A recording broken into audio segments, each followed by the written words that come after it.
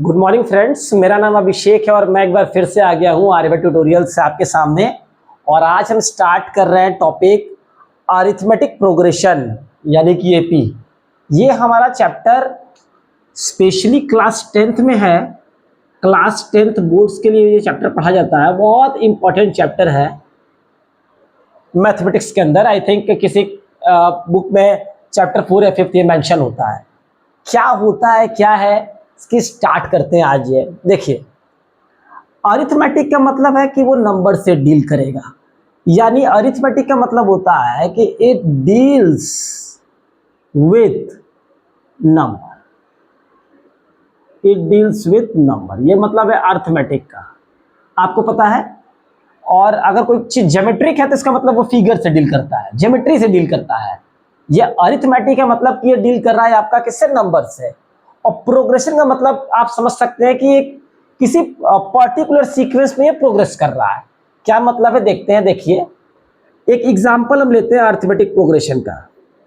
Example हमारे पास है, ये इंट्रोडक्शन क्लास ही है, आप स्टार्ट कर सकते हैं आज से इसकी पढ़ाई। बेसिक्स जिसे कुछ नहीं आता है वो भी देख सकता है, वो भी समझ जाएगा अरिथमेटिक प्रोग्रेशन है क्या एग्जैक्टली। देखिए, नंबर है 1 3 5 7 9 एंड सो ऑन।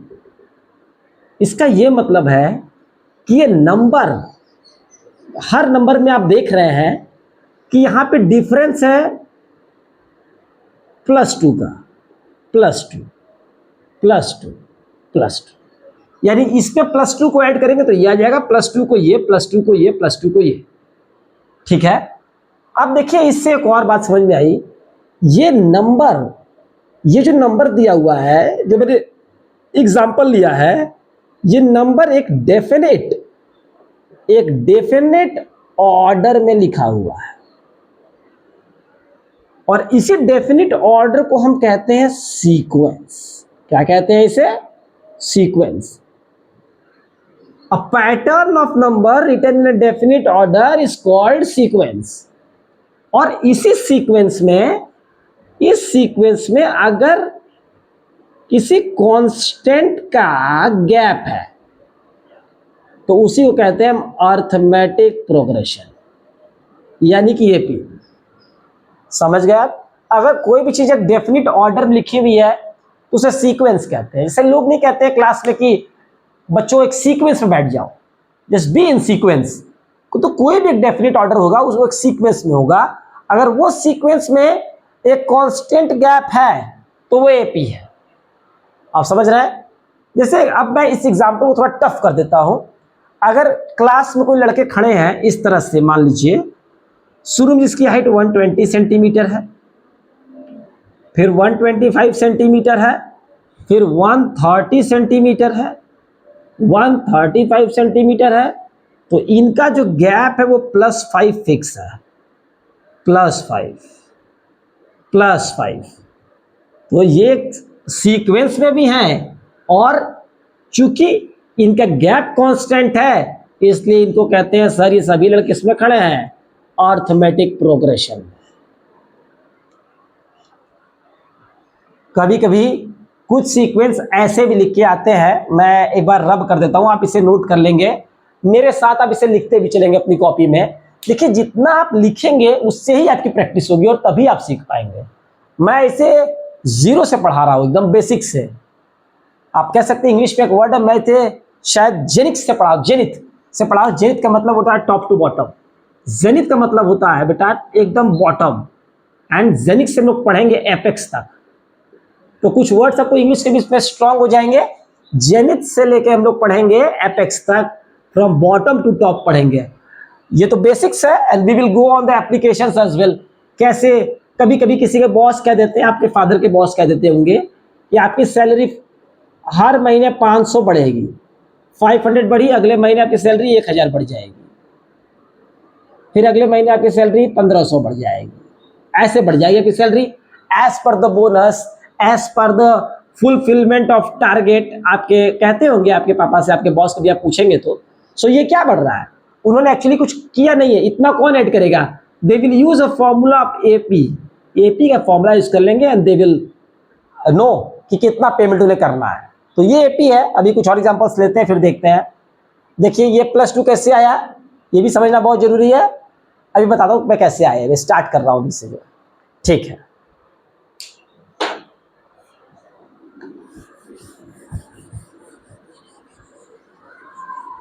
देखिए आज डस्टर भी आ गया है मेरे पास।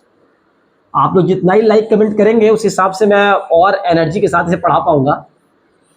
And we will learn more things. जिसे कुछ नहीं आता है ये क्लास उसी के लिए है। जिसे कुछ आता है उसके पास तो बहुत सारे टीचर थे, समझ सकता है। लेकिन जिसे कुछ नहीं आता है तो जीरो से स्टार्ट करना चाहता है वो यहाँ पे आ जाए, उसे एक एक चीज क्लियर हो जाएगी। देखिए बेटा स्टार्ट करते हैं। आप देखिए मैंने एक एग्जाम्पल और लिया। जैसे कि मैंने एग्जाम्पल लिया था, मान लीजिए ऐसे ले लेते हैं 2, 8, 14, 20, 26 एंड सो ऑन। तो सर आप देख रहे हैं, देखिए बेटा इसको कहते हैं, पहले जो टर्म है इसे कहते हैं T1, term 1, term 1। First term ये है बेटा, फर्स्ट टर्म कह लीजिए, इसे आपको और इजी रहेगा कहने में। फर्स्ट टर्म देखिए, फर्स्ट टर्म बेटा, ये बेटा क्या है, ये हो गया बेटा उसी तरह T2 second term, third term, fourth term, fifth term, और ये कहानी चलती रहती है बेटा कहां तक, nth टर्म तक मान लीजिए। ये nth टर्म हो गया बेटा। अब देखिए कुछ कॉमन सेंस की बात है। थर्ड टर्म के पहले वाला टर्म कौन सा होगा बेटा, सेकेंड टर्म। सेकेंड के पहले वाला फर्स्ट टर्म, फिफ्थ के पहले वाला फोर्थ टर्म, फोर्थ के पहले वाला थर्ड टर्म। एक एक टर्म कम हो रहा बेटा, तो nth टर्म से पहले वाला टर्म आप कहेंगे सर n-1th टर्म। यही आपको पकड़ना है बेटा। ये बहुत इंपॉर्टेंट पॉइंट है, जो अभी सीख गया वो सीख गया। So whatever I am trying to say, I am repeating it again. देखिए बेटा ये फर्स्ट टर्म है, ये सेकेंड टर्म है बेटा, ये थर्ड टर्म है। थर्ड के पहले वाला सेकेंड, सेकेंड के पहले वाला फर्स्ट, तो n के पहले वाला n-1th टर्म। एक बार मैं वीडियो देख लेता हूं उसकी क्लियरिटी को, तब तक आप इसे नोट कर ले कॉपी में।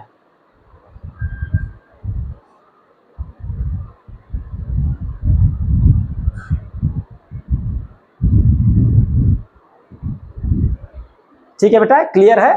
तो ये सेकेंड टर्म है। कभी कभी मैं कुछ राइटिंग मेरी छोटी हो जा रही है, लेकिन मैं बोल भी रहा हूं तो आप समझ जाएंगे। आप इतने स्मार्ट तो हैं ही, मैं इतनी उम्मीद कर सकता हूं आपसे। आप क्लास 10th में है तो आप इतने स्मार्ट तो हैं। This is first term, second term, this is n-1th term. Videos पर 10 मिनट्स की बनाऊंगा, 10 to 12 मिनट्स की, ताकि वीडियो क्लियर रहे, आपको विजिबल हो प्रॉपर, जो है किसी तरह का ब्लरिंग ना हो उसमें जो है। ठीक है, तो कैसे सॉल्व करते, क्या करते हैं, लेट्स स्टार्ट। देखिए मैं इसी एग्जांपल लेकर सॉल्व करता हूं। या कि इसका क्या होता है, इसको क्या करेंगे इसमें। देखिए बेटा मान लीजिए कि अब ऐसे पूछ दिया क्वेश्चन, ये किसका फॉर्मूला है, n टर्म्स निकालने का फॉर्मूला है। देखिए बेटा जो n टर्म को tn से दिखाएंगे, tn टर्म्स निकालने का फॉर्मूला है a + n-1d। इसे आप याद कर लेंगे, जैसे आप हनुमान चालीसा याद कर लेते हैं वैसे इसको इस तरह से आप याद कर लेंगे बेटा। nth टर्म निकालने का फॉर्मूला है a + n-1d। क्या क्या है सब ये देख लेते हैं।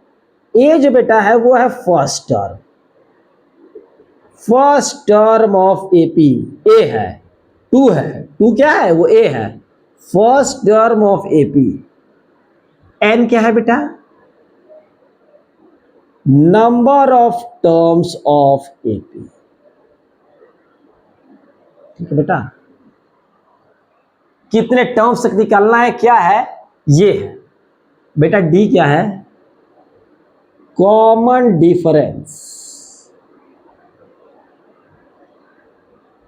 मतलब क्या बेटा, T2 - T1, T3 - T2 सब बराबर होगा, सब बराबर होगा, बता चुका हूं मैं। T4 - T3 इस तरह से बेटा। T2 - T1 कितना गैप होगा, +6 का। T3 माइनस T2 कितना होगा? T2 माइनस T3 नहीं करेंगे, करेंगे आप T3 माइनस T4, ये भी होगा +6, ये भी होगा +6, T4 माइनस T3। समझ रहे हैं आप? एक एग्जांपल जब करेंगे हम तो उसमें आपको और भी क्लियर हो जाएगा क्या मैं कहना चाहता हूं एग्जैक्टली। अब देखिए, अगर मुझे इसमें पूछे कि इस सीक्वेंस का you have to find 25th term of AP, इसी पैटर्न पे, इस पैटर्न पे, तो आप कहेंगे सर सॉल्यूशन में T25 इक्वल टू बेटा A plus N minus 1D, 2 plus 24 into 6, 2 plus answer आ जाएगा 146। और सही बात भी है, आप 6 जोड़ते जाइए, आपको 146 टर्म, जो 25वां टर्म होगा यहाँ पे वो 146 होगा। तो उससे पहले वाला बेटा, उससे 6 कम। अगर ये T25 आ गया तो लड़का कॉमन सेंस लगा लेगा, सर T24 6 कम, कि कॉमन डिफरेंस 6 ही था, 140।